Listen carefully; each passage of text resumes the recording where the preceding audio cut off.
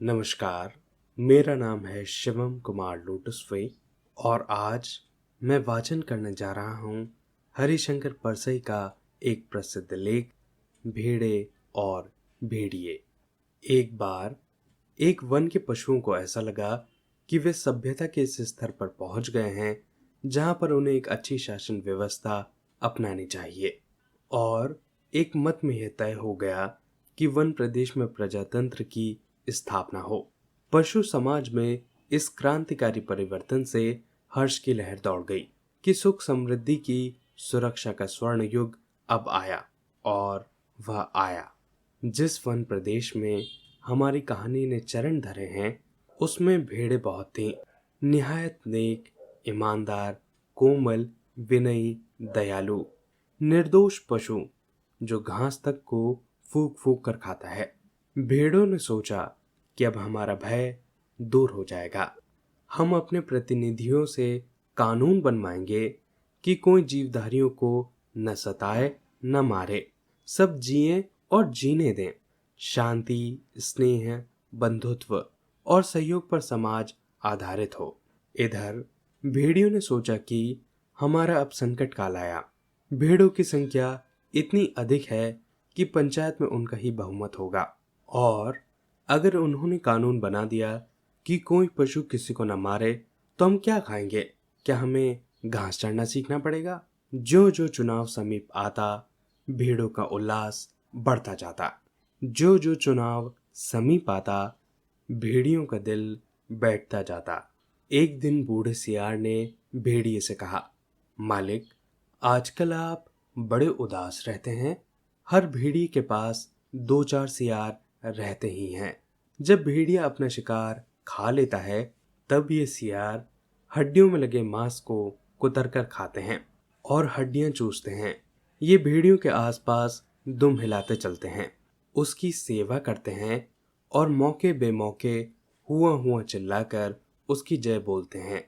तो बूढ़े सियार ने बड़ी गंभीरता से पूछा, महाराज, आपके मुखचंद्र पर चिंता के मेघ क्यों छाए हैं? खैर, भेड़िए ने कहा, तुझे क्या मालूम नहीं कि वन प्रदेश में नई सरकार बनने वाली है?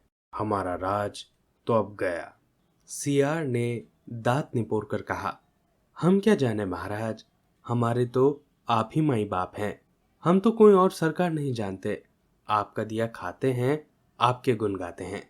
भेड़िए ने कहा, मगर अब ऐसा समय आ रहा है कि सूखी हड्डियां भी चबाने को नहीं मिलेगी। सियार सब जानता था, मगर जानकर भी न जानने का नाटक करना न आता तो सियार शेर न हो गया होता। आखिर भेड़िए ने वन प्रदेश की पंचायत के चुनाव के बाद बूढ़े सियार को समझाई और बड़े गिरे हुए मन से कहा, चुनाव अब पास आता जा रहा है। अब यहां से भागने के सिवा और कोई चारा नहीं, पर हम जाएं भी कहाँ? सियार ने कहा, मालिक, सर्कस में भर्ती हो जाइए। भेड़िए ने कहा, अरे, वहां भी शेर और रीछ को तो ले लेते हैं, पर हम इतने बदनाम हैं कि हमें वहां कोई भी नहीं पूछता। तो सियार ने खूब सोचकर कहा, अजायब घर में चले जाइए। भेड़िए ने कहा, अरे, वहां जगह नहीं है। सुना है वहां तो आदमी रखे जाने लगे हैं। बूढ़ा सियार अब ध्यान मग्न हो गया। उसने एक आंख बंद की, नीचे के होठ ऊपर के दांत से दबाए और एक टक आकाश की तरफ देखने लगा। फिर बोला, बस सब समझ में आ गया मालिक। अगर पंचायत में भेड़िया जाति का बहुमत हो जाए तो? भेड़िया चिढ़कर बोला, कहाँ की आसमानी बातें करता है? अरे, हमारी जाति तो कुल 10% है। भेड़े तथा अन्य छोटे पशु 90%। भला वो हमें काहे को चुनेंगे? अरे, कहीं जिंदगी अपने को मौत के हाथ सौंप सकती है। मगर हाँ, ऐसा हो सकता तो क्या बात थी? सियार बोला, आप खिन्मत होइए सरकार, एक दिन का समय दीजिए, कल तक कोई योजना बन ही जाएगी। मगर एक बात है, आपको मेरे कहे अनुसार कार्य करना पड़ेगा। मुसीबत में फंसे भेड़िए ने आखिर सियार को अपना गुरु माना और आज्ञा पालन की शपथ ली। दूसरे दिन बूढ़ा सियार अपने 3 सियारों को लेकर आया। उनमें से उसने एक को पीले रंग में रंग दिया और दूसरे को नीले में और तीसरे को हरे में। भेड़िए ने देखा और पूछा, अरे ये कौन है? बूढ़ा सियार बोला, ये भी सियार है सरकार, मगर रंगे सियार हैं। आपकी सेवा करेंगे, आपके चुनाव का प्रचार करेंगे। भेड़िए ने शंका की, मगर इनकी बात मानेगा कौन? ये वैसे ही छल कपट के लिए बदनाम है। सियार ने भेड़िए का हाथ चूम कर कहा, बड़े भोले हैं आप सरकार।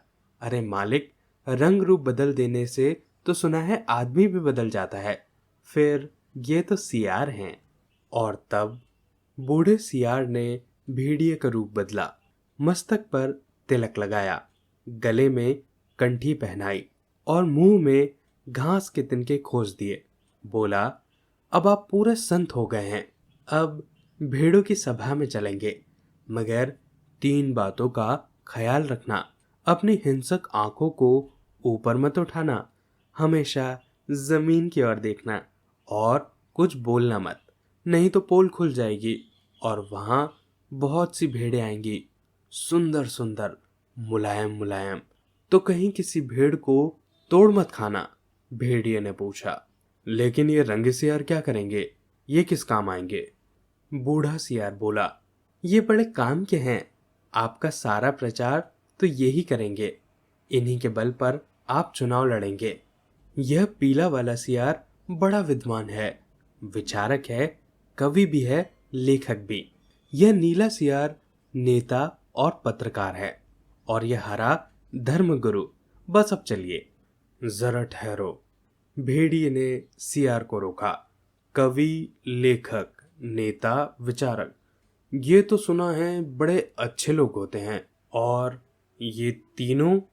बात काट कर सियार बोला, ये तीनों सच्चे नहीं, रंगे हुए हैं महाराज। अब चलिए, देर मत करिए। और वे चल दिए। आगे बूढ़ा सियार था, उसके पीछे रंगे सियारों के बीच भेड़िया चल रहा था। मस्तक पर तिलक, गले में कंठी, मुख में घास के तिनके, धीरे धीरे चल रहा था, अत्यंत गंभीरता पूर्वक, सिर झुकाए, विनय की मूर्ति। उधर एक स्थान पर सहस्त्रों भेड़ें इकट्ठी हो गई, उस संत के दर्शन के लिए जिसकी चर्चा बूढ़े सियार ने फैला रखी थी। चारों सियार भेड़ियों के जय बोलते हुए भेड़ों के झुंड के पास आ गए। बूढ़े सियार ने एक बार जोर से संत भेड़िए की जय बोली। भेड़ों में पहले से ही यहां वहां बैठे सियारों ने जय ध्वनि की। भेड़ों ने देखा तो वे बोले, अरे भागो, ये तो भेड़िए हैं। तुरंत बूढ़े सियार ने उन्हें रोककर कहा, भाइयों और बहनों, अब भय मत करो, भेड़िया राजा संत हो गए हैं, उन्होंने हिंसा बिल्कुल छोड़ दी है, उनका हृदय परिवर्तन हो गया है। वे आज 7 दिनों से घास खा रहे हैं, रात दिन भगवान के भजन और परोपकार में लगे रहते हैं। उन्होंने अपना जीवन जीव मात्र की सेवा में अर्पित कर दिया है। अब वे किसी का दिल नहीं दुखाते, किसी का रोम तक नहीं छूते। भेड़ों से उन्हें विशेष प्रेम है। इस जाति ने जो कष्ट सहे हैं, उनको याद करके कभी कभी भेड़िए संत की आंखों में आंसू आ जाते हैं।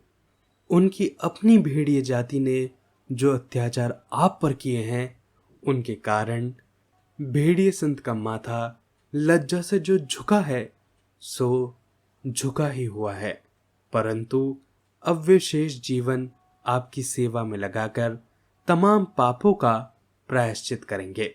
आज सवेरे की ही बात है, एक मासूम भेड़ के बच्चे के पांव में कांटा लग गया था, तो भेड़िए संत ने उसे दांतों से निकाला, दांतों से। पर जब वह बेचारा कष्ट से चल बसा, तो भेड़िए संत ने सम्मान पूर्वक उसकी अंत्येष्टि क्रिया की। अब तो वे सर्वस्व त्याग चुके हैं। अब आप उनसे भय मत करें, उन्हें अपना भाई समझें। सब मिलकर बोलो, संत भेड़िए की जय। भेड़िए जी अभी तक उसी तरह गर्दन डाले विनय की मूर्ति बने बैठे थे। बीच बीच में कभी सामने की ओर इकट्ठी भेड़ों को देख लेते और टपकती हुई लार को गुटक जाते। बूढ़ा सियार फिर बोला, भाइयों और बहनों, मैं भेड़िए संत से अपने मुखार विंद से आपकी प्रेम और दया का संदेश देने की प्रार्थना करता, पर प्रेमवश उनका हृदय भर आया है। वे गदगद हो गए हैं और भावातिरेक उनका कंठ अवरुद्ध हो गया है। वे बोल नहीं सकते। पर आप इन 3 रंगीन प्राणियों को देखिए, आप इन्हें न पहचान पाए होंगे। पहचाने भी कैसे? ये इस लोक के जीव तो है नहीं, ये तो स्वर्ग के देवता हैं, जो हमें सदुपदेश देने के लिए पृथ्वी पर उतरे हैं। ये पीले विचारक हैं, कवि हैं, लेखक हैं, नीले नेता हैं और स्वर्ग के पत्रकार हैं, और हरे वाले धर्मगुरु हैं। अब कविराज आप सभी को स्वर्ग संगीत सुनाएंगे। हाँ कवि जी। पीले सियार को हुआ हुआ करने के सिवा तो और कुछ आता ही नहीं था। हुआ हुआ चिल्ला दिया। शेष सियार भी हुआ हुआ बोल पड़े।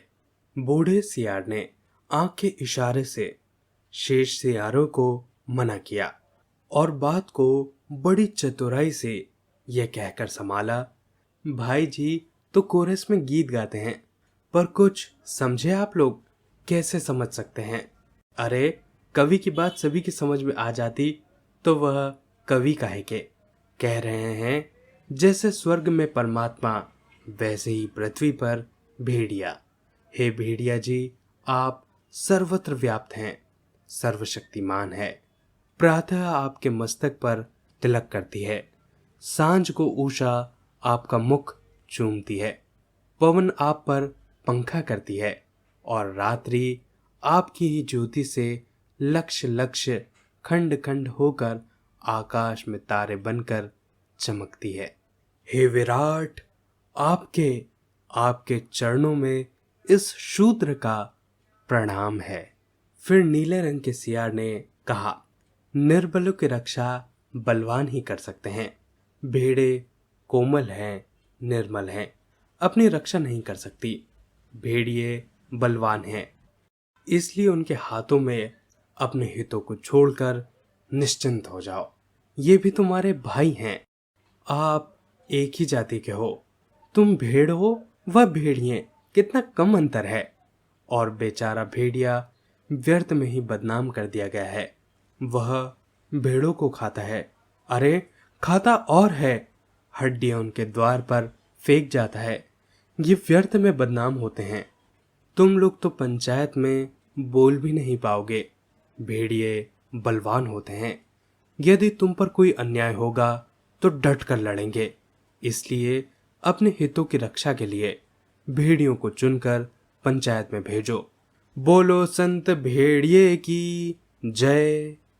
फिर हरे रंग के धर्मगुरु ने उपदेश दिया, जो यहाँ त्याग करेगा वह उस लोक में पाएगा, जो यहाँ दुख भोगेगा वह वहां सुख पाएगा, जो यहाँ राजा बनाएगा वह वहां राजा बनेगा, और जो वोट देगा वह वहां वोट पाएगा।